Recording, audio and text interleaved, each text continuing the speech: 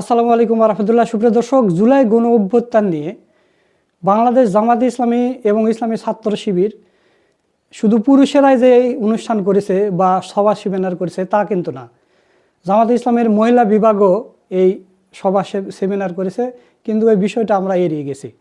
তো সেই ভিডিওটা আপনাদের দেখাতে চাই যে বাংলাদেশ জামাতে ইসলামের মহিলা বিভাগেরাও এই আয়োজন করেছিল। জুলাই অদম্য নারী নামে লাল জুলাইয়ের গল্প একটা সমাবেশ করেছে। সেই ভিডিওটা আপনাদের দেখাবো। আপনাদের প্রতি অনুরোধ রইল আপনারা পুরো ভিডিওটা দেখে যাবেন, খুবই গুরুত্বপূর্ণ একটা ভিডিও। তো চলুন আমরা ভিডিওটা দেখি। আমরা জানি ২৪শে জুলাই বিপ্লব একটি জাতীয় চেতনার নাম। ৩৬ জুলাই বিপ্লব স্বৈরতান্ত্রিক শাসন ব্যবস্থার বিরুদ্ধে আপামর ছাত্র জনতার ক্ষোভের বিস্ফোরণের নাম। ৩৬ জুলাইয়ের স্বাধীনতা নূতন বলয়ে নূতন অক্ষরে লিখা। ৭১ দেখেনি যে নূতন প্রজন্ম, রক্তের বিনিময়ে দেখেছে ২৪শের বিজয় গাথা। শত শত আবু সাঈদার মুগ্ধের আত্মদান ২৪শের স্বাধীনতায় পেয়েছে এক নতুন প্রাণ। উপস্থিত প্রিয় সুধী, আমরা জানি এই ৩৬ জুলাই আর একদিন বাকি। আজকে আমরা ৩৫ জুলাই আছি। ইতিহাসে নতুন একটি ক্যালেন্ডার রচিত হয়েছিল। সেই ক্যালেন্ডারে ৩০-৩১-এর পরেও ৩৬ জুলাই হয়েছিল। এই ইতিহাস রচিত হয়েছে বাংলার অদম্য অগণিত নারী, পুরুষ, শিশু, বৃদ্ধ, যুবার সবার রক্তের শ্রমের এক বিদ্রোহী বিপ্লবের ফলশ্রুতিতে। আমরা জানি ২৪ এসেছিল শুধুমাত্র ৩৬ দিনের মাধ্যমে নয়, বরং দীর্ঘ ১৭ বছর জুলুম, নিপীড়ন, নির্যাতনের ক্ষোভের বহিঃপ্রকাশ ঘটেছিল, জনবিস্ফোরণ ঘটেছিল। যেই বিস্ফোরণ স্বৈরাচারের তখ্তে তাওসকে কাঁপিয়ে দিয়েছিল এবং ধূলিসাৎ করে দিয়েছিল। সেই লক্ষণ সেনের মতো দুপুরের খাবারটি সামনে রেখেও পেছনের দরজা দিয়ে পালিয়ে যেতে হয়েছিল এবং দেশের মধ্যেই নয়, দেশ ছাড়া হতে হয়েছিল। সুতরাং এই জুলাই বিপ্লব ইতিহাসের এক অমোঘ শিক্ষা। আমরা দুঃখজনক বিষয় হচ্ছে আমরা বারবার ইতিহাসের শিক্ষা ভুলে যাই। ইতিহাসকে ভুলতে আমাদের সময় লাগে না। এখনো রক্তের দাগ শুকায়নি। এখনো আমাদের হাজারো ২,০০০-এর বেশি শহীদ হয়েছে আমাদের সন্তানেরা, আমাদের ভাইয়েরা, আমাদের মেয়েরা, নারীরা। এখনো আমাদের আহত ভাইয়েরা, সন্তানেরা, বোনেরা যারা এখনো সুস্থ হয়ে ওঠেনি। আপনারা একটু আগেই শুনে গেলেন আমাদের এক জুলাই যোদ্ধা নারীর জীবন কাহিনীর একটি টুকরো অংশ। এমন হাজারো নারীদের, এই অদম্য নারী, বাংলাদেশের ৫১% নারী, এই নারীরা কিন্তু জুলাইয়ে বসে থাকেনি। তারা ভেতর থেকে বাইরে থেকে সর্ব অবস্থায়, মাঠে ময়দানে, সকল ক্ষেত্রে তারা প্রধান ফোর্স হিসেবে কাজ করেছিল, যার কারণে জুলাই বিপ্লব সফলতার মুখ দেখেছিল। আমরা জানি, আমার এখনো মনে পড়ে সেই রাতের কথা, যেদিন মুগ্ধ শহীদ হয়েছিল। সেই রাতেও কিন্তু আমি আমার সন্তানকে নিয়ে বের হয়ে গিয়েছিলাম, কারণ রাতে বাসায় থাকা যাবে না। আর বাসায় তো আমার হাজব্যান্ড অনেক দিন থেকেই থাকে না, বছর ধরেই থাকে না। সেই রাতেও যখন আমি বের হয়ে যাচ্ছি, খবর পেয়েছিলাম সেদিনই যে মুগ্ধ আমারই এলাকার, এবং সে গুলিবিদ্ধ হয়ে শাহাদাত বরণ করেছে রবীন্দ্র সরণি যে রোড, রাস্তাটা আজমপুরের এখানে। তো আমি রাতের বেলা আমার বাচ্চাকে নিয়ে, এক একজন এক এক রাস্তা দিয়ে যাই, আমার বাচ্চাকে নিয়ে রিক্সা দিয়ে যাচ্ছি। বাসার সামনেই সেই দেখলাম যে ওর চাচার, মুগ্ধের লাশটা ওর চাচার বাড়ির নিচের তলায় একটি ফ্রিজিং লাশবাহী গাড়ির মধ্যে রাখা। আমি সেখানে নামতে পারলাম না। আমার রিক্সাওয়ালা এবং সন্তানটা গিয়ে দেখে আসলো। আমি নামতে পারলাম না, যে সেখানে আবার পরিচিত হয়ে যাই, তার লাশটা আমি দেখতে পারলাম না নিজের চোখে। তো এরকম হাজারো অবস্থা। সেই রাতে, হাজারো রাত, শুধু একটি রাত নয়, আমাদের জীবনে এমন এমন রাতগুলো এসেছে যেগুলো আজও স্মৃতির পাতায় অমলিন হয়ে আছে। তো হাজারো দুঃখ, কষ্ট, বেদনার বহিঃপ্রকাশ ঘটেছিল এই জুলাইয়ের মাধ্যমে। কিন্তু দুঃখজনক হলেও সত্যি, আজকে যেটা বললাম যে রক্তের দাগ শুকায়নি। অনেকে বলছেন, গতকালও একটি টক শোতে একজন প্রফেসর বললেন যে আমার হাতে এখনো সেই ভোটের কালি মুছেনি। তো 5 মাস হয়েছে আমাদের সরকার এসেছে, আমরাও সরকারে অংশ হয়ে কাজ করার চেষ্টা করছি। সরকারকে কনস্ট্রাকটিভ সমালোচনার মাধ্যমে দেশকে নতুন স্বপ্ন নিয়ে যে দেশের ইতিহাস রচনা করেছিল আমাদের জুলাই যোদ্ধারা, সেই স্বপ্ন পানে নিয়ে যাওয়ার জন্য প্রথমেই তারা হোঁচট খেয়েছে। আমরা আজকে যদি 2 বছর এসে দেখি 2 বছর চলে গেছে, আমরা ভুলে যাচ্ছি। তো এটা খুবই দুঃখজনক। যে কথাটা বলছিলাম যে ইতিহাস থেকে আসলে আমাদের শিক্ষা আমরা নেই না, এটাই হচ্ছে আমাদের দুর্ভাগ্যজনক বিষয় এই জাতির জন্য। 55 বছর পার করেছি আমরা, বারবার বুকের রক্ত ঢেলে দিয়েছে আমাদের পূর্বপুরুষেরা, আমাদের সন্তানেরা, কিন্তু আমরা এর থেকে শিক্ষা নিতে পারছি না। এর সুফলতা জাতি বঞ্চিত হচ্ছে বারবার। আমরা দেখেছি যে এই স্বৈরাচারের পথ ধরে আবারও আরেক স্বৈরাচারের পদধ্বনি আমরা শুনতে পাচ্ছি। কিছুক্ষণ আগে আপনারা শুনলেন যে আমরা শুনেছি আস্তে আস্তেই যে জাহাঙ্গীরনগরে ছাত্রদের উপর অ্যাটাক করা হয়েছে, নিরস্ত্র ছাত্রদের উপর। কাদের উপর? যে ছাত্ররা এদেশের জুলাই যোদ্ধা, এই স্বাধীনতা এনে দিয়েছিল, যারা বাসায় ঘুমাতে পারেনি, যারা নিঃশ্বাস নিতে পারেনি, স্বাধীনভাবে তাদের মতামত, freedom of choice, freedom of voice রুদ্ধ করে দেয়া হয়েছিল। সেখান থেকে সেই নাভিশ্বাস, প্রতিটা মুহূর্ত যখন মানুষ এভাবে আগামী দিনের স্বপ্ন দেখছিল, সে অবস্থায় যারা আজকে বিজয় এনে দিল, আজকে তাদের উপরে কিন্তু অ্যাটাক হচ্ছে। আপনারা দেখেছেন মৌলভীবাজারের ঘটনা, সেখানে আমরা দেখেছি কিভাবে হামলা করা হয়েছে, কাদের উপরে করা হয়েছে। যারা জুলাই যোদ্ধা, যারা এই স্বাধীনতা এনে দিয়েছে, সেই স্বাধীনতা সৈনিকদের উপর। আমরা প্রথম হোঁচট খেয়েছি, সংসদে গিয়েছি, প্রথমে আমরা দেখলাম যে সেখানে শপথ ভঙ্গ হয়েছে, যে 70% জনতা রায় দিয়েছে সংস্কারের জন্য। এই যে স্বৈরাচারের পদধ্বনি তো স্বৈরাচারের রাস্তাটাকেই বন্ধ না করলে বারবার স্বৈরাচারের জন্ম হবে। এটাই তো আমরা দেখেছি ইতিহাস 55 বছর এই দেশে। কিন্তু আমরা দেখলাম যে যেই রক্তিম পথ বেয়ে ক্ষমতায় আরোহণ করেছে এই সরকার, তারা প্রথম দিনেই তারা জুলাই সংস্কার কমিটি গঠনের যে সদস্য শপথ, সেটাই তারা প্রথমেই শপথ নিতে অস্বীকার করেছে। এভাবে শুরুতেই জনগণ আহত হয়েছে এবং পরবর্তীতে আমরা দেখতে পাচ্ছি জুলাই সনদ অক্ষরে অক্ষরে পালিত হবে, কিন্তু কোন অক্ষরে পালিত হবে, কোন অক্ষর দিয়ে শুরু হবে, প্রথম অক্ষরটি স দিয়ে শুরু সংস্কার, সেটিকেই তারা সবচেয়ে বেশি ইগনোর করছে। তারা সেখানে নিয়ে এসেছে সংশোধন। আমরা দেখতে পাচ্ছি এই সরকার তাদের যে দলীয় অঙ্গীকার, তাদের যে 31 দফার প্রথম দফায় ছিল সংস্কার, তারা সেখান থেকে সরে এসেছে। তো এটা দুঃখজনক বিষয়। আমরা জানি যে স্বপ্ন নিয়ে বিচার বিভাগের স্বাধীনতা, আমরা দেখেছি সেই গুরুত্বপূর্ণ অধ্যাদেশগুলো বাতিল করা হয়েছে। এই জুলাইয়ের আন্দোলনের যে আকাঙ্ক্ষা, লক্ষ্য ছিল, সেগুলো বাস্তবায়নের ক্ষেত্রে প্রধান প্রতিবন্ধকতা তৈরি হয়েছে এই জুলাই সংস্কারের যে অস্বীকার করার প্রবণতা। 70% জনগণ যেটাকে ভোট দিয়েছে, সেই জনগণকে উপেক্ষা করছে। আমরা দেখতে পাচ্ছি রাষ্ট্রীয় সংস্কার, গণতন্ত্র পুনর্গঠন, আইনের শাসন প্রতিষ্ঠা, অর্থনৈতিক স্বস্তি এবং রাজনৈতিক সংস্কৃতি পরিবর্তনের ক্ষেত্রে যে জুলাই স্বপ্ন দেখিয়েছিল, সে স্বপ্নরা এখন আহত হচ্ছে। উপস্থিত প্রিয় সুধী, আমাদের সতর্ক থাকতে হবে। জুলাইয়ের যে সংকটে জুলাই তৈরি হয়েছিল, গণবিস্ফোরণ তৈরি হয়েছিল, বাংলাদেশে একটা আশা আকাঙ্ক্ষার একটা পরিবেশ তৈরি হয়েছিল, কিন্তু আমরা 2 বছর যেতে না যেতেই আমরা দেখতে পাচ্ছি সেই স্বপ্নরা আহত হচ্ছে। আমরা দেখতে পাচ্ছি রাষ্ট্রীয় প্রতিষ্ঠানগুলোকে আবারও দলীয়করণ করা হচ্ছে, দুর্নীতি চাঁদাবাজিতে আবারও সমাজ ছেয়ে গিয়েছে। প্রকাশ্য দিবালোকে আমরা দেখতে পাচ্ছি কিভাবে চাঁদাবাজি হচ্ছে। আমরা দেখতে পাচ্ছি আইন শৃঙ্খলা রক্ষাকারী বাহিনীর ভূমিকা কিভাবে তারা পালন করছে, পূর্বের মতো পেটোয়া বাহিনীর মতো তারা ভূমিকা রাখার চেষ্টা করছে। আমরা দেখতে পাচ্ছি প্রশাসনে কিভাবে দলীয়করণ হয়েছে। আপনারা দেখতে পেয়েছেন যে বিভিন্ন জায়গায় যারা চরমভাবে পরাজিত হয়েছে, তাদেরকে আবার প্রশাসক হিসেবে বিভিন্ন জায়গায় নিয়োগ দেওয়া হয়েছে। আপনারা দেখেছেন কয়েকদিন আগেও 11টি কর্পোরেশনে যে নিয়োগ দেওয়া হয়েছে, সেখানেও সব দলীয় লোকদের নিয়োগ দেওয়া হয়েছে। তাহলে এই যে একদলীয় শাসনের দিকে দেশ যাচ্ছে, জুলাই কি এজন্য এসেছিল? এত রক্তপাত, এই যে শিশুদের জীবন, এই যে নারীরা রাস্তায় নেমে এসেছিল, মা সন্তানেরা একাত্ম হয়ে, তার ফলশ্রুতিতে আমরা কি পেলাম? আমাদের আজকে এই জাতির কাছে আমাদের জবাব কি হবে? এটা আসলেই আমাদের প্রশ্ন তৈরি করে। আমরা চেয়েছি, জুলাইয়ের চেতনা ছিল, প্রত্যাশা ছিল একটি জবাবদিহিমূলক গণতান্ত্রিক রাষ্ট্র ব্যবস্থা প্রতিষ্ঠা।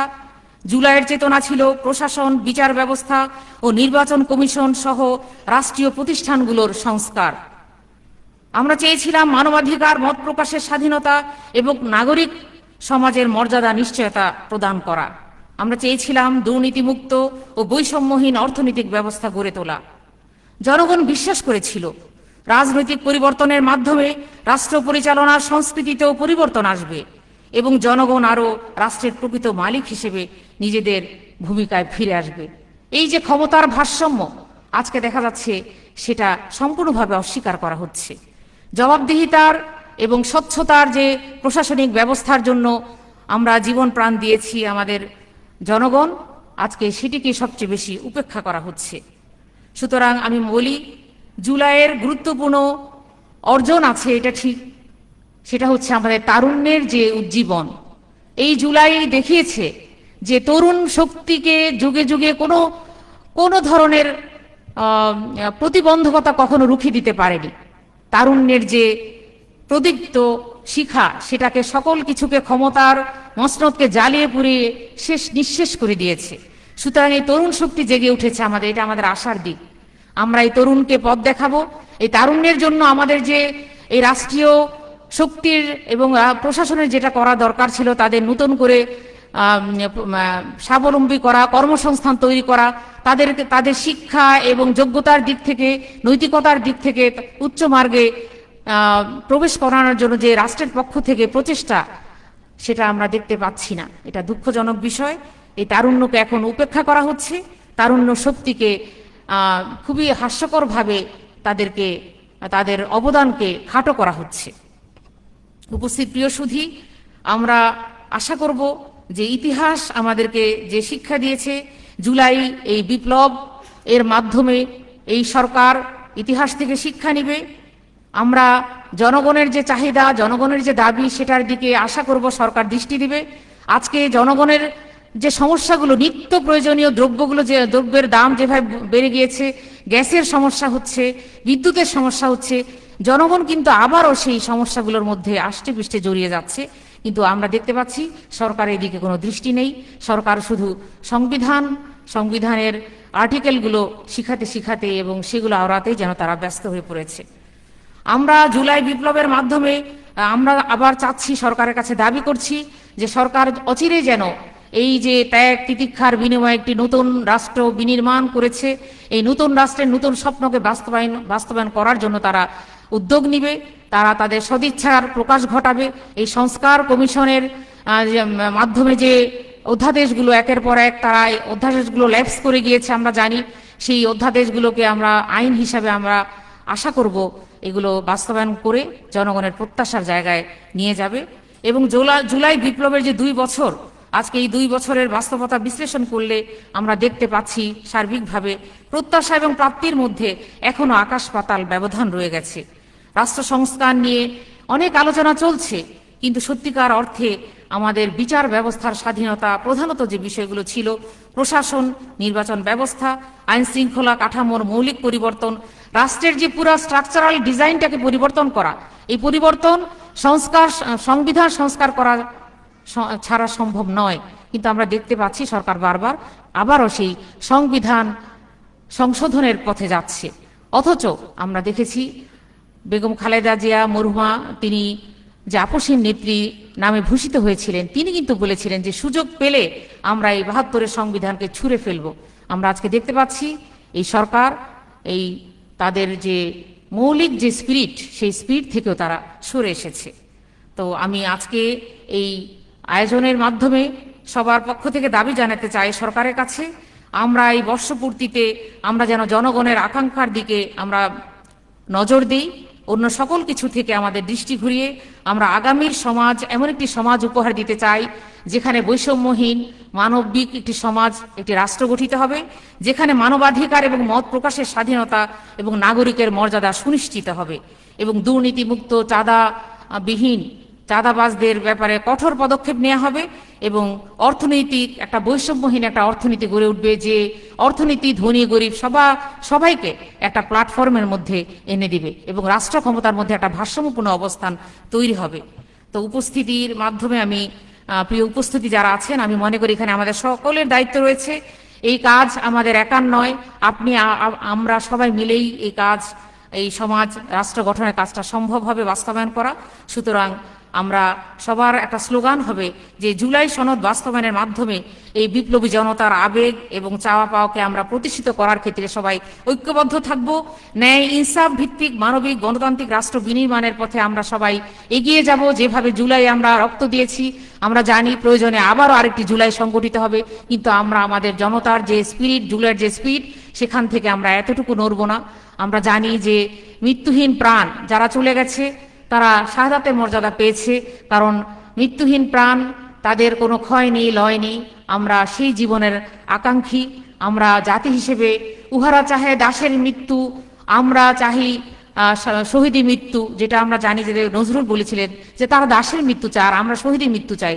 তারা মৃত্যু থেকে পালিয়ে বেড়ায় আর আমরা মৃত্যুকে খুঁজে বেড়াই। সুতরাং আমরা সেই জাতি, আমরা খাওলার জাতি, আমরা নারী যারা আছি আমরা সেই আম্মারার জাতি, আমরা সেই শহীদ যেটা যারা শহীদ সুমাইয়া যিনি প্রথম শহীদ হয়ে গেছেন, সেই জাতি আমরা, নারী জাতি। সুতরাং নারীরা আজকে এখানে যারা আছেন প্রত্যেককে মা হিসেবে, বোন হিসেবে, সমাজের একজন সচেতন নাগরিক হিসেবে আমরা আমাদের এই জুলাইয়ের অবস্থান থেকে এক চুলো নড়ব না ইনশাল্লাহ।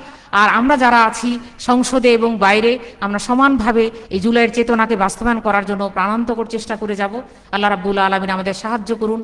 ওমা তৌফিক ইল্লা বিল্লাহ, রব্বানা হাব লানা মিন লাদুনকা রাহমা ওয়া হায়্যি লানা মিন আমরিনা রাশাদা। আসসালামু আলাইকুম ওয়া রাহমাতুল্লাহি ওয়া বারাকাতুহু। আউযু বিল্লাহি মিনাশ শাইতানির রাজিম। বিসমিল্লাহির রহমানির রহিম। আমি নুসরাত জাহান, জগন্নাথ ইউনিভার্সিটির একজন স্টুডেন্ট। আমার ময়দানে থাকা শুরু থেকেই আলহামদুলিল্লাহ, তবে বলা শুরু করলে হয়তো বা শেষ হবে না, আবেগে আপ্লুত। শুরু থেকেই যখন টিএসসির সামনে থেকে গোলাগুলি শুরু হয়, আমরা ওইখানে অবস্থান করছিলাম, দেখেছিলাম গুলির শব্দ, টিয়ারসেল গ্যাস আর রাবার বুলেট। সময়টা ছিল 19শে জুলাই। এমন বিভৎসভাবে ফ্যাসিবাদী হাসিনা গোলাগুলি শুরু করে। আমার খুব কাছের একজন বন্ধু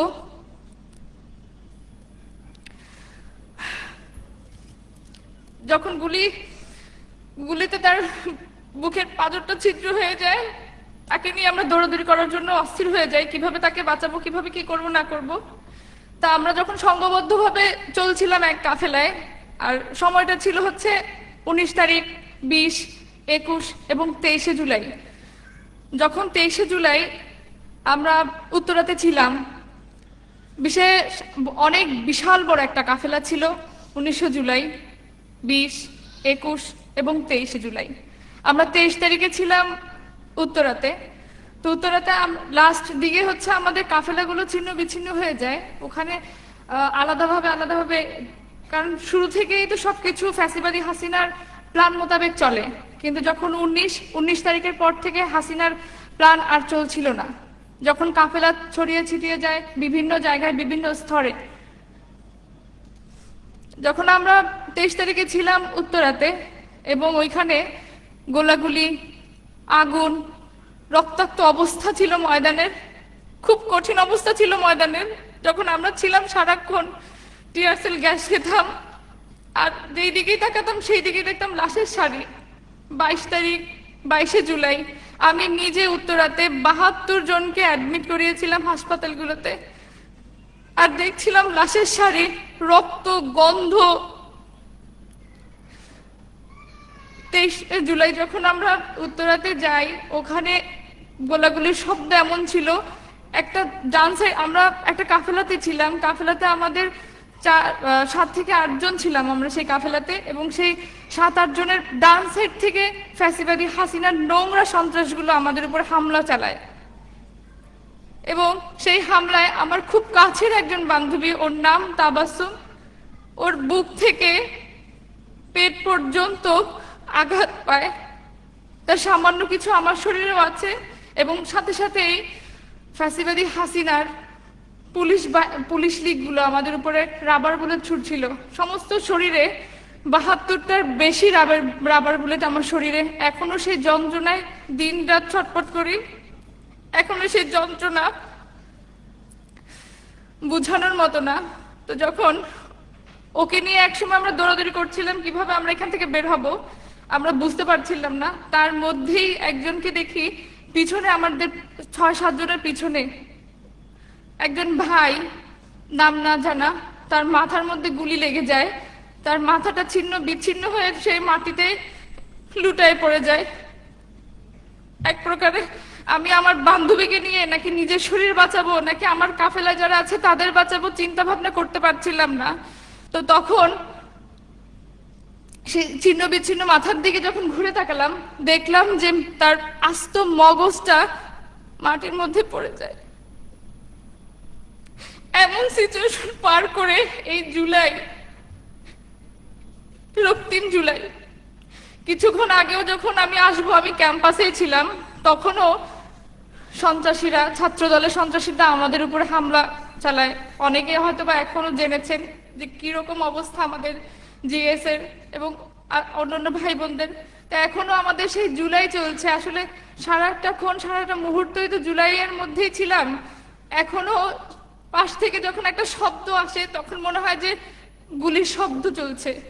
এখনো মনে হয়, যখন দেখি যে ধোঁয়া, তখন মনে হয় যেন টিয়ার সেলের ধোঁয়া উঠছে।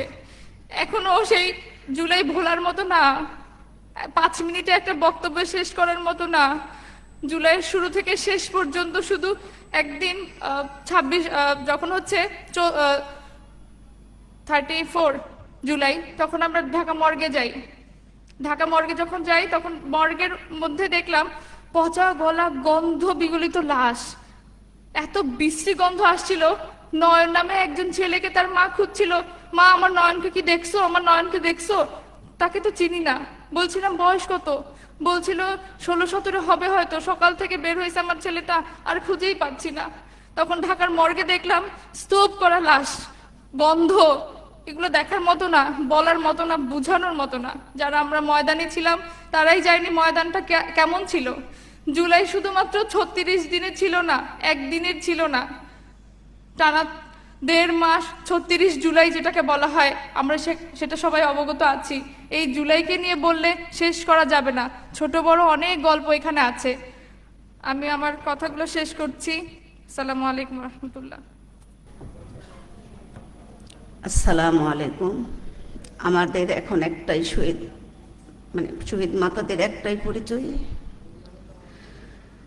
শহীদ ফাহমিন জাফরের মা। আগে ছিল শুধু মা, এখন শহীদ ফাহমিনের মা, ইত্যাদি ইত্যাদি। শহীদ পরিচয়টা আমাদের জন্য যোগ হয়ে গেছে। সর্বপ্রথম আমি জাজাকাল্লাহ এই নারী অদম্যদের কথা শোনার জন্য আয়োজক কমিটি আয়োজন করেছেন। আমার ফাহমিন ছোটবেলা থেকে খুব মেধাবী ছিল, অত্যন্ত মেধাবী। ছোটবেলা থেকেই কাজী নজরুল ইসলাম থেকে শুরু করে গণ্যমান্য লেখকদের বই পড়ত। ছোটবেলা থেকেই কবিতা লেখার অভ্যাস ছিল। আমার ছেলে রাজশাহী কলেজিয়েট স্কুলে সপ্তম হয়ে ঢুকে নবম হয়ে বেরোয়, যেখানে 100 প্লেস এবং পরপর 11 বার বাংলাদেশ সেরা স্কুল। সেখান থেকে বের হয়ে ছেলে আমার ঢাকায় আসে লেখাপড়া করার জন্য। ছেলের একান্ত ইচ্ছা ছিল সে বুয়েটে পড়বে। ছেলের ইচ্ছাকে পূরণ করার জন্য আমি ঢাকার উদ্দেশ্যে 1 বছর আগে এসেছি। আর জাস্ট 1 বছরের মাথায় আমার সন্তানকে আল্লাহ নিয়ে নিলেন। আমার ফাহমিন কবিতা লিখত। ও জুলাই মাসে প্রথম থেকেই আন্দোলনে শরিক হওয়ার জন্য আমার সাথে উঠে পড়ে লাগে। আমি কখনোই রাজি হই না। আর আমার সন্তানদের কোনো ব্যক্তিগত ফোন ছিল না, যার কারণে শুধু আমার ফোন নিয়ে আন্দোলনের ছবিগুলো দেখতো আর আমাকে দেখাতো, আম্মু দেখো কি অবস্থা। 10 তারিখে ওর জন্মদিন ছিল, 11 তারিখে পরীক্ষা শেষ। আমি বলেছিলাম পরীক্ষা শেষ হলে যেও। পরীক্ষা শেষ হওয়ার দিনে পরীক্ষা দিয়ে এসে খুব আগ্রহ নিয়ে বলে, আম্মু এখন যাব। আমি যেতে দিই না। তখন রাগ করে একটা কবিতা লেখে, যে কবিতাটা লেখে আমি শুধু পড়ি। আমাকে পেতে কোথায় খুঁজবে না, আমাকে যত খুঁজবে তত হারিয়ে ফেলবে। খুঁজতে আবার বেগ পেতে হবে না তোমার, আমাকে খুঁজে পাবে তোমার স্পন্দনে, আমাকে পাবে সেই কবরে যেখানে আমাকে সাজানো হবে। এই কবিতাটা ছেলে আমার 11 তারিখে আমার উপর অভিমান করে লেখে।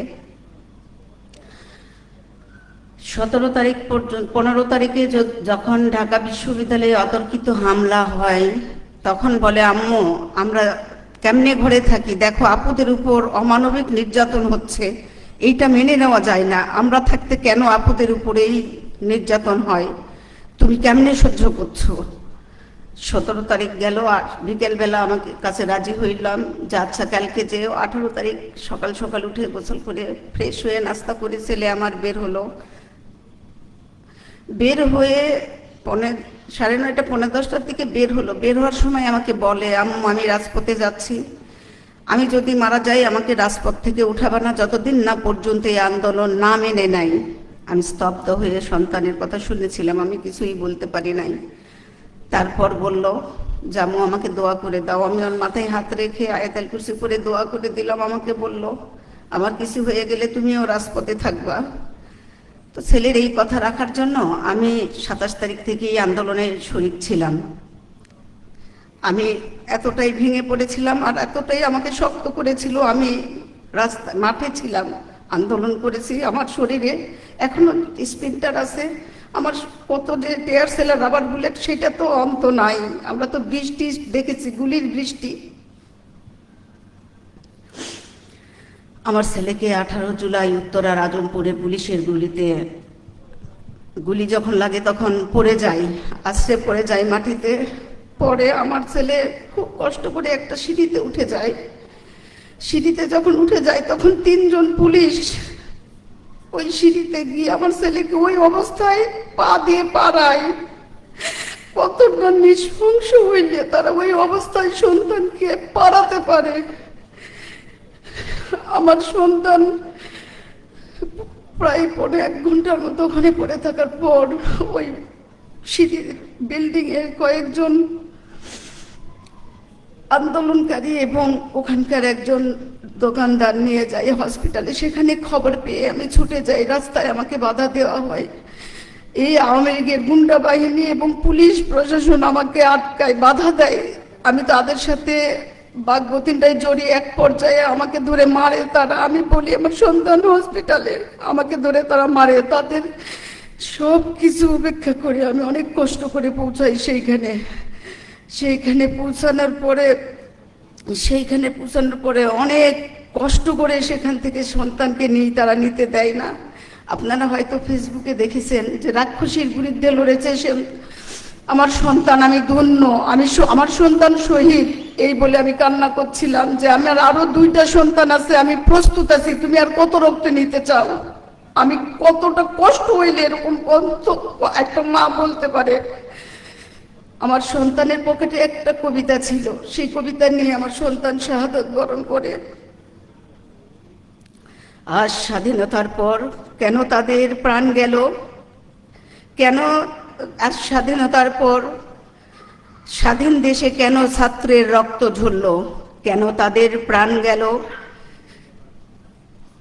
কেমন স্বাধীনতা পেলাম যে কথা বলার স্বাধীনতা নেই, কেমন স্বাধীনতা পেলাম যেখানে আন্দোলনে গুলি ছড়ে। স্বাধীনতার মূল্য কোথায়, পরাধীন রাষ্ট্রে ভাই রফিক জব্বারের রক্ত, স্বাধীন দেশে ভাই সাইদ রাফির রক্ত। তাহলে কি স্বাধীনতা পাইনি? স্বাধীনতা পেলাম তো রক্ত কেন দিলাম, রক্ত দিলাম তোর স্বাধীন দেশে, তাই রক্ত দিয়ে আবারও স্বাধীনতা আনবো। আদৌ কি আমরা স্বাধীন হয়েছি? আমার সন্তান যে কথাটা লিখে দিয়েছে, আমার সন্তানের কবিতায় আজও রক্ত লেগে আছে। এই রক্ত কি স্বাধীনতা এনে দিতে পারেছে? পারে নাই। আমাদের বিচার ব্যবস্থা এতটা ভঙ্গুর, এতটা ভঙ্গুর বিচার ব্যবস্থা আছে। এতগুলো গণহত্যার পরেও বিচার নিয়ে কোনো কিছু নাই, তালবাহানা চলছে। তারা ইনভেস্টিগেশনের শেষ হচ্ছে না। তাদের বিচার ব্যবস্থার কত কি আছে সেগুলো বিভিন্ন ক্ষতি আমাদেরকে দেখাচ্ছে। আমরা এখনো বিচার পাচ্ছি না। এই যে 2টা বছরের মধ্যে মাত্র 6 জন শহীদের তাও বিচার নিয়ে আসছে তারা, তাও আশা অনুরূপ নয়। যে খুনি প্রকাশ্যে খুন করছে, নেচে হেলে দুলে শুয়ে আমরা দেখেছি চ্যানেলে কিভাবে তারা খুন করছে, তার মাত্র 3 বছর জেল হয়। কেমনে, কোন দেশে, কোন রাষ্ট্রে আমরা বাস করি? কারাদেরকে নির্বাচন দিয়ে এই সরকারকে নিয়ে আসছে, তাদের বিবেক হওয়া উচিত। তাদের উদ্দেশ্যে বলি যে আপনারা নির্বাচন করেন এমন একজনকে যে এই দেশের বিচার ব্যবস্থা ভালো করতে পারবে। বিচার ব্যবস্থা ভালো নয় জন্য রামিসার মতো ছোট্ট মেয়েকে ধর্ষণ হতে হয়। আজকে এখন পর্যন্ত, গতকালকে ফেসবুকে দেখলাম একজন বাবার মোটরসাইকেল থেকে একটা বাচ্চাকে অপহরণ করা হচ্ছে ধরে টেনে হিঁচড়ে। তো এরপরও আমাদের সরকারের কোন দিকে চোখ আছে জানি না, বিচার তারা করছেন না। আজকে সঠিক বিচারের জন্য আমরা দাঁড়ে দাঁড়ে বলে বেড়াচ্ছি। আজকে যেখানে প্রোগ্রাম হয়ে আমরা দেশের আমাদের জুলাই সনদ এবং বিচারের দাবি জানাই। কেন রে বাবা, কেন আমাদের বিচারের জন্য তোমাদের দাঁড়ে দাঁড়ে ঘুরতে হবে? তোমরা কষ্ট পাও নাই 17 বছর? তোমাদের কেউ গুম হয় নাই? ইলিয়াস গুম ছিল না? ইলিয়াসকে কিভাবে হত্যা করেছে এটা আসে নাই ইনভেস্টিগেশনে? তারপর কেমন করে ইলিয়াসের মিসেস গুম কমিশন হচ্ছে সংসদ সদস্য হওয়ার পরেও উনি এইটাতে অস্বীকার করেন যে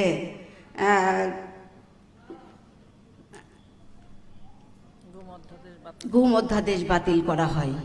আমি বুঝি না ওনাদের কি এই একটা সংসদে যাওয়াই উদ্দেশ্য ছিল, নাকি স্বামীর জন্য আজ কষ্ট অনুভব করা উচিত ছিল?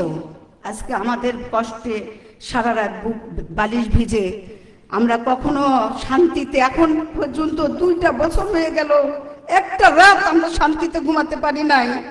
একটা সকাল আমাদের স্বাভাবিকভাবে ভাঙিয়ে নাই ঘুম ভাঙলেই বুকের মধ্যে ধরপড় করে উঠে। এই কষ্ট তোমাদের হয় না? আমরা ঘুমাতে পারি না, আমাদের জন্য তোমাদের কোনো মায়া লাগে না? এতগুলো মা, এতগুলো স্ত্রী, এতগুলো সন্তান, তাদের বুকটা ফেটে চৌচির হয়ে যায়, তাতে তোমাদের কিচ্ছু মনে হয় না? আমরা সরকারের কাছে জোর হাত করে আমরা বিচার ভিক্ষা চাই। তুমি আমাদেরকে বিচার ভিক্ষা দাও, তাও দাও আমাদের সন্তানদের খুনির বিচার। আসলে আমাদের বলার কিচ্ছু নেই, আমরা বলতে বলতে পাথর হয়ে যাচ্ছি। তারপরও আমরা আবারও জুলাই সনদ বাস্তবায়নের দাবি জানাই। এই বিচার সুষ্ঠুভাবে হোক, আমাদের সন্তানদের খুনির সঠিক বিচার চাই এবং জনসম্মুখে চাই। আমি জাকিয়া, আমি দীর্ঘদিন ধরে খিলগাঁও বসবাস করতেছি শিবলোকে। আমার 2টি সন্তান, তারা ভার্সিটির স্টুডেন্ট এবং জুলাই আন্দোলনকারী এবং জুলাই যোদ্ধা। তাদের বাবা প্রশাসনে চাকরিরত আছেন। তাদের বাবার তখন বদলি ছিল জাহাঙ্গীর গেট, কিন্তু ওনার অনুমতি ছাড়াই ওরা প্রতিনিয়ত আন্দোলনে যেত, মাঝে মাঝে আমিও যেতাম। তাই প্রথম দিন থেকেই ওরা প্রতিনিয়তই যাচ্ছে, কিন্তু আমি যাইতে পারি নাই। আর যখন এই যে আগস্ট মাস 2 তারিখ শুক্রবার ছিল, ওই দিনটার কথাই আমি বলবো। ওই দিন আমি আহত হই। কিভাবে আহত হই? ছেলে জুমার নামাজে গেছে আর মেয়ে পরের দিন আন্দোলনে যাবে, সেটার জন্য বান্ধবীর বাসায় পরামর্শ করতে গেছে কখন কিভাবে বের হইতে হবে। আমি জানি না, আমি বাসায় না দেখে তারা হুড়া করে ঘর থেকে বের হয়ে যায় এবং আমি বনশ্রীতে পৌঁছাইতেই দেখি যে জুমার নামাজ শেষ হতো অবস্থা মুসল্লিরা বের হইতে আছে। তখন মাদ্রাসার স্টুডেন্ট বাইক দাড়ি টুপি এবং জুব্বা পরা এগুলাকে শুধু গুলি করতেছে। সবাই যেইটারে গুলি করে প্রত্যেকটা সাথে সাথে মাটিতে লুটিয়ে পড়ে, ছটফট করছে। কেউ বলতেছে যে মারা গেছে, কাউকে ধরে ধরে রিক্সায় তুলে দিচ্ছে জনগণরা যে হসপিটালে নিয়ে যাও। আর তখন আমি আতঙ্ক হয়ে যাই এবং আমি কোন দিকে দৌড় দিব কোনো দিশে পাচ্ছি না। এই মুহূর্তে 2টা সন্তান, কার মায়ের সন্তান আমি জানি না, জুব্বা পরা অবস্থায় 13-14 বছর বয়স হবে, আমার খিমার বোরখা ছিল পরা, ওরা লুটায় ধরে বলে আন্টি আমাকে বাঁচান। এইভাবে ধরে ওদেরকে সহ আমি লুটায় পড়িয়ে যাই। ওই অবস্থায় পুলিশ ওদেরকে ছড়া গুলি ছড়ে আহত হয়, ওই সাথে আমিও আহত হই। তা ওদেরকে কারিয়ে নিয়ে গেছে এবং আমি ওখানে পড়ে আছি, আমার বুকে আহত হয়। তারপরে আমার ওদেরকে যে টাইনে নিয়েছে ওই সময় আমি মনে হয় যে 7-8 হাত দূরে টাইনে আমার শহর নিয়ে গেছে। আমার পিঠের চামড়াও চুলিয়ে যায়, এই হাতের মেজো আঙ্গুলটা আমার বাম হাতের ওইটা আহত হয় এবং আমার বুকে 4-5টা ওই ভদ্রমহিলা একজন পথচারী উনি চেপে চেপে বাড়ি করে একটু আড়াল করিয়া। তারপর আমি বাসায় চলে আসি, আমি নিজে নিজে ট্রিটমেন্ট করি কিন্তু ডাক্তার কাছে যাই না ভয়তে। এরপরে আমি অনেকদিন পরে ডাক্তার দেখাইছি কিন্তু এখন আমার ট্রিটমেন্ট চলতেছে, 3 মাস অন্তর অন্তর আমার ইঞ্জেকশন পুশ করা লাগতেছে। কিন্তু স্বামীকে জানাই না আজ পর্যন্ত, তাকে বলছি যে মারাত্মক ফোড়া হয়েছে এই জন্য আমার এই অবস্থা। এই মাসও নিতে হবে, 23 তারিখ আমার ডেট ইঞ্জেকশন নেওয়ার। কিন্তু আল্লাহ আমাদেরকে সবাইকে হেফাজত করুক। আর এতে যারাই আহত হয়েছে তাদেরকে স্যালুট জানাই, আর যারা শহীদ হয়েছে তাদেরকে ডাবল স্যালুট। আর সবারই ধৈর্য ধরতে হবে এবং দেখতে হবে আমাদের কি দিনগুলো পার হয়েছে।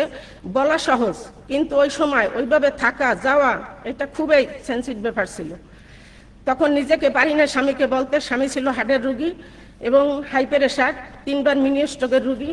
কিন্তু উনি বলছে যদি যাও ওরা আহত হবে সন্তানেরা, কিন্তু ট্রিটমেন্ট হবে না, আর আমার লাশটা তোমরা পাবা না। আজ পর্যন্ত আমি কোনো কারোর কাছে প্রকাশ করি না, শ্বশুর বাড়ি কি বাবার বাড়ি কোনো আত্মীয়র কাছে, কিন্তু আমার জামাতের দিনী বন্ধুদের সাথে আমি প্রকাশ করছি। ওই আতঙ্কটা এখন আমার কাজ করে, আমি সবকিছু ভুলে যাই, আমার কাঁপানি উঠে যায়। ছোট বাচ্চারা যেভাবে ঘুমাইলে চারদিক লাফাই ওঠে, ওই লাফানিটা আমি কেমন আতঙ্ক হইয়া যাই, কোনো কাজে আমার মন বসে না। কিভাবে খাইতে বসি টেবিলে, তারপরও দেখা যায় আমি উঠে যাই একবার, ওরা বলে তুমি এরকম করো কেন? কিন্তু আমি এই কথাটা কারোর কাছে প্রকাশ করি না, আমি জামাতের বোনদের কাছে বলছি, এরা এই পর্যন্ত আমাকে আনছে, কিন্তু স্বামীকে আমি আজ পর্যন্ত জানাই নাই, যেন ভয়তে যে এখন পর্যন্ত দেখি না কোনো আইন আদালতে কোনো কিছু আমাদের বিন্দু পরিমাণ অগ্রসর বা ভালো কিছু।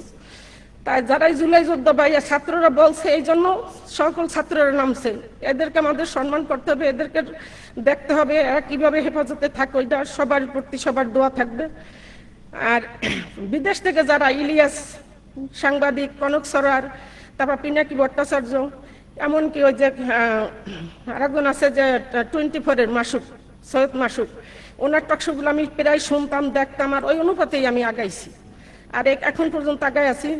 তাই কথা বলে আমার বক্তব্য আমি শেষ করছি। আমাদেরকে এবং দেশবাসী সবাইকে আল্লাহ হেফাজত করুক, আমিন আমিন সুম্মা আমিন। আসসালামু আলাইকুম রহমতুল্লাহি ওয়া বারাকাতুহু।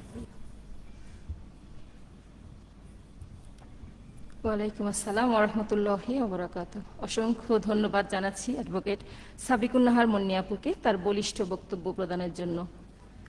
আমার দেশ আমার অধিকার, সইব না অন্যায় অবিচার। শহীদ আনাস এভাবেই চিরকুট লিখে চুপিসারে ঘর থেকে বেরিয়ে পড়ে রাজপথে। ঢাকা শহর হয়ে উঠেছিল মিছিলের শহর।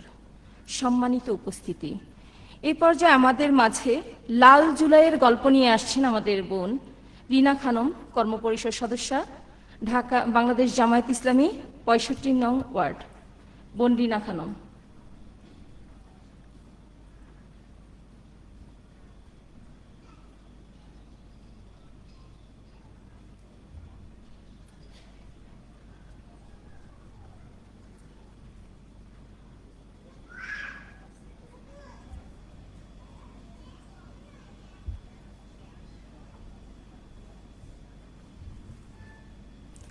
আউযুবিল্লাহি মিনাশ শাইতানির রাজিম।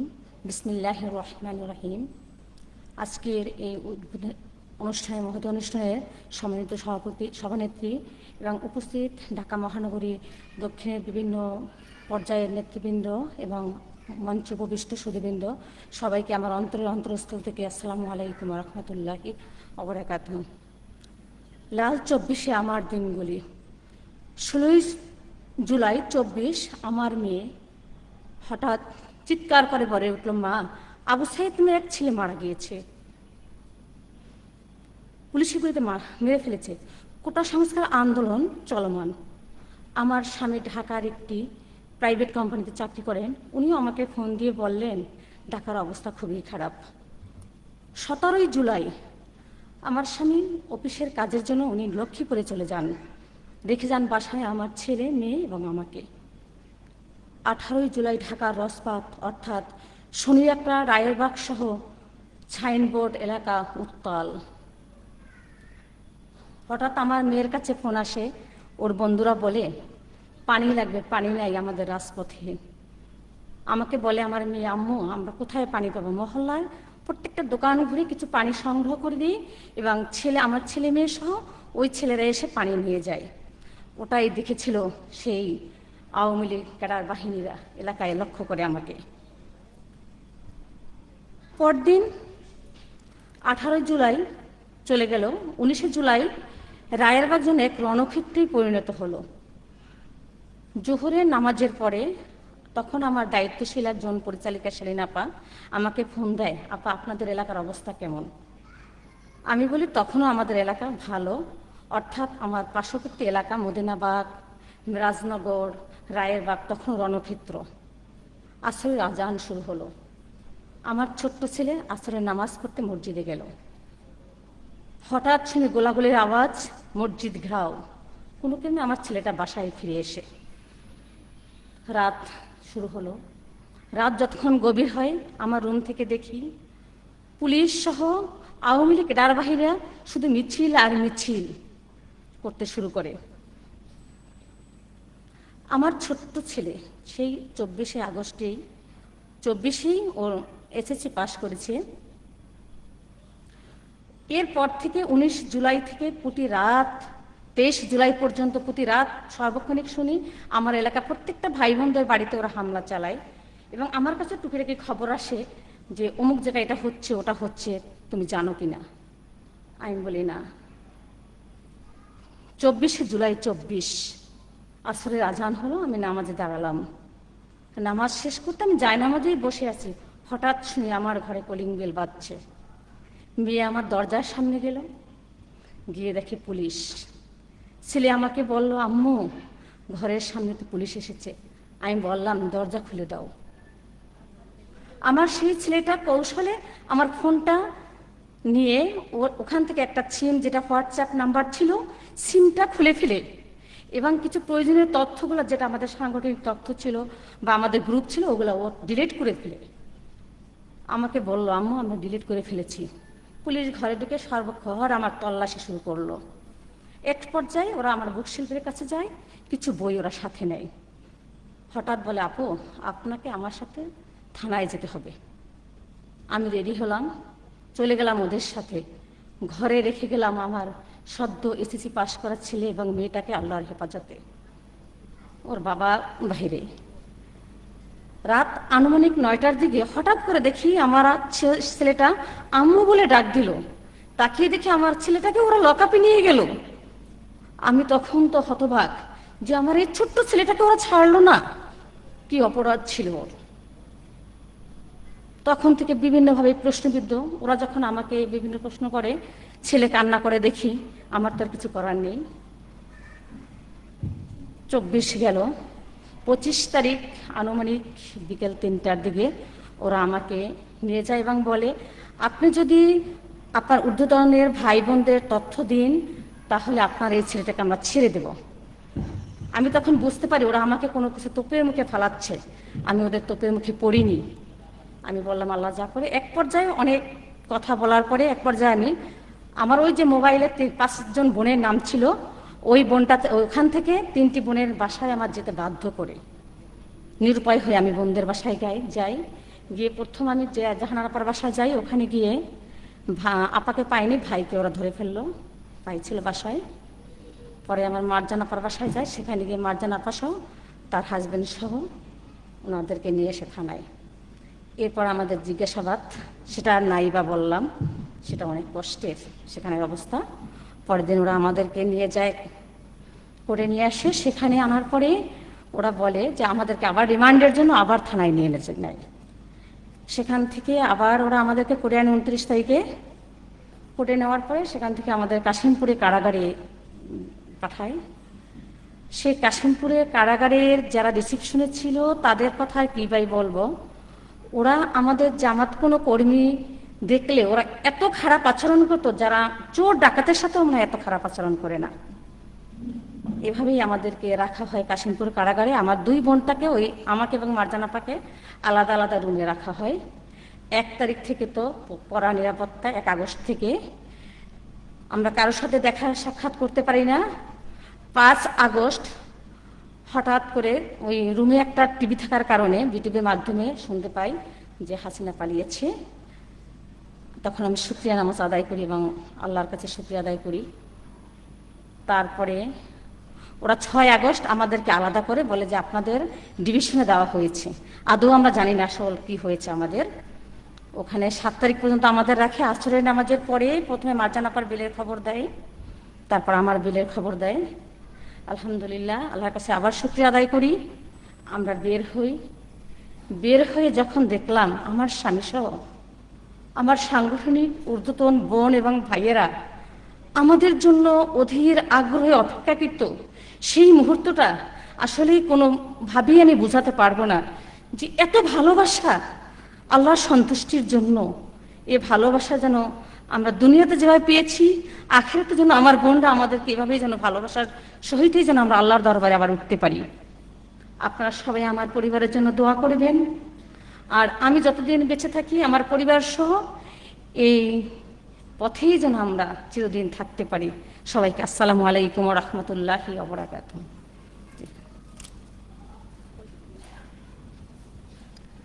ওয়ালাইকুম আসসালাম ওয়া রাহমাতুল্লাহি ওয়া বারাকাতুহু।